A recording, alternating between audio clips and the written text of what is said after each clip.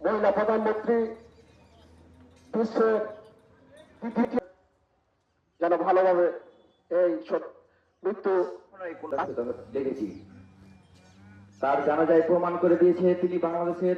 আমি বিএনপিতে যোগদান করলাম, অতীতে বিএনপি ছিলাম, দিয়ে একটু গোলমাল হয়েছে। আমি এখন বিএনপির নেতারকে অনুমতিতে চলবো এবং বিএনপি ধানের শীষে ভোট দিব এবং ভোট করব। বিএনপিতে যোগদান করেছি কারণ বর্তমান বাংলাদেশের চলমান পরিস্থিতি এবং দেশ ও জাতির কল্যাণের জন্য তারেক রহমান একমাত্র যোগ্য এবং তার হাতকে শক্ত করার জন্য আমরাই আজকে বিএনপি যোগদান করলাম।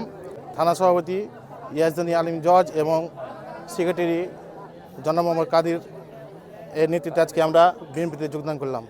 আমাকে তারেক রহমানের আদর্শ ভালো লেগেছে, তাই আমি বিএনপিতে যোগ দিয়েছি। বিএনপিতে থাকবো এবং সবার দিকে মানে চলবো। বাংলাদেশ জাতীয়তাবাদী দলের সহ্য পারবে না। আমরা ঐক্যবদ্ধ থাকলে সকল ষড়যন্ত্র রুখে আমাদের অন্য দল থেকে বেশ কিছু অর্ধ শতাধিক প্রায় 1971 সালের স্বাধীনতায় জীবন দেওয়া সকল শহীদদের থেকে শুরু করে বিগত দিনে ফ্যাসিস্টদের এই আন্দোলনে তিনি কখনোই সভাপতি